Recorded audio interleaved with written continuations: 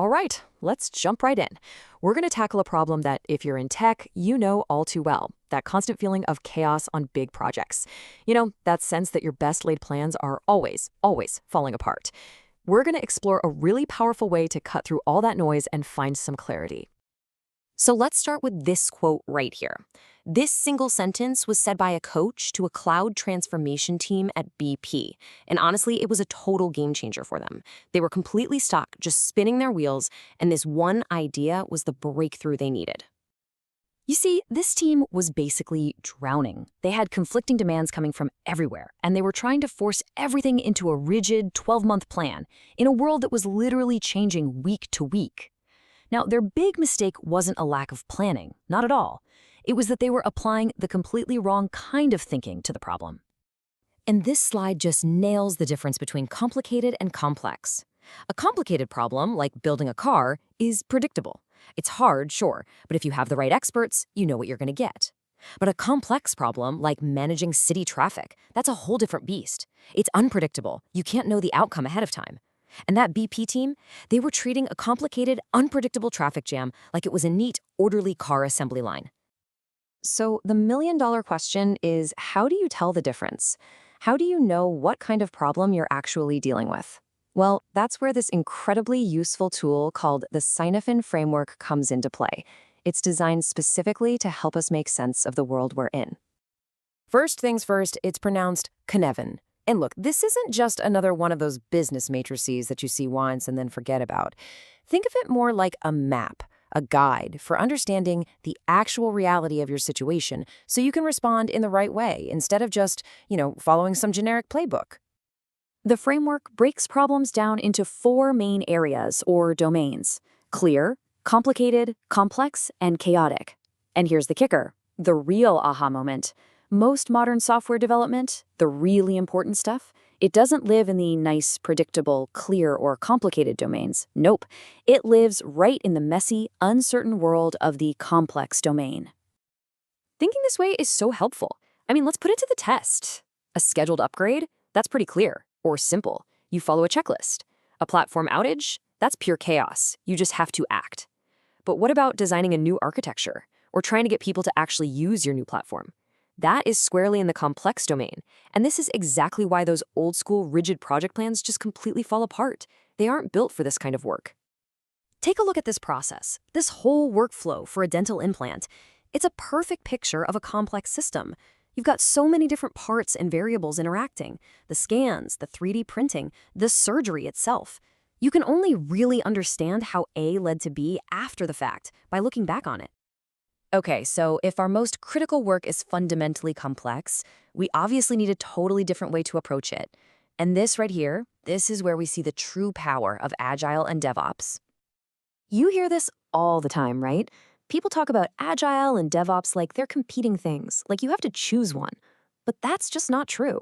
In reality, they are deeply connected ways of working, 2 mindsets that are specifically designed to help teams win in these constantly changing, complex environments.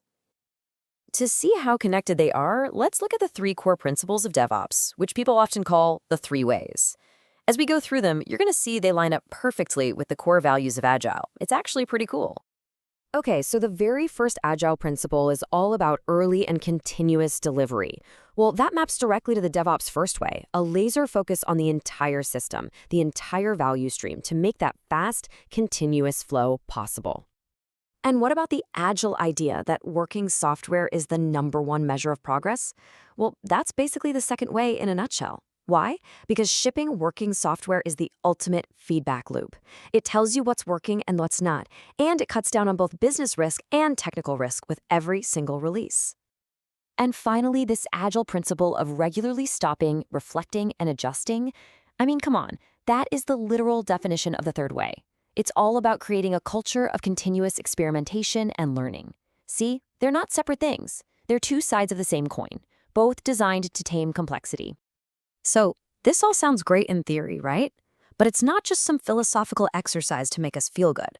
The results, the actual measurable results of embracing this mindset and working with complexity instead of fighting it, well, they're not just good. They are absolutely staggering.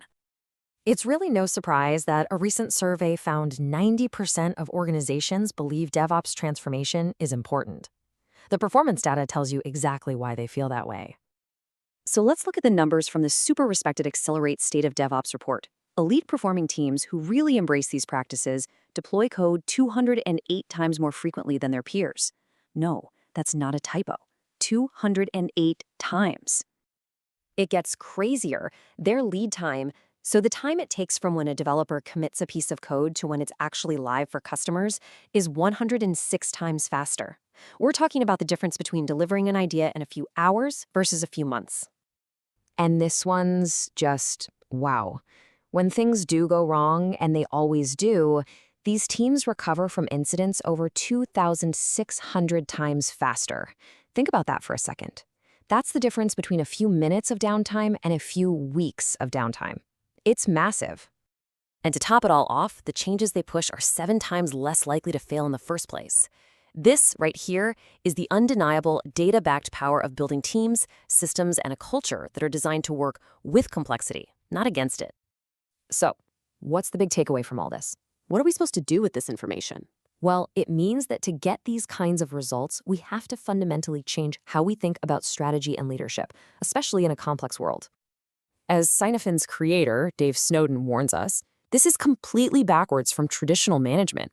Having a rigid, long-term plan when you're in an uncertain world, it actually makes you blind. It stops you from seeing the amazing opportunities and the dangerous threats that you could never have predicted from the start. And this leads us to the final and maybe most provocative question. It's a question every single leader in tech, from a team lead all the way up to the CEO, should be asking themselves right now. And here's the answer. It's profound. You let go of the illusion that you can predict the long-term future.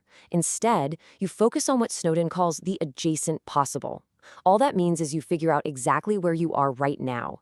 You look around and see what small steps are possible to take next, and you pick the one that feels like the next right move. Then you see what happens. You learn from it, and you do it all over again. That, my friends, is how you navigate from chaos to clarity.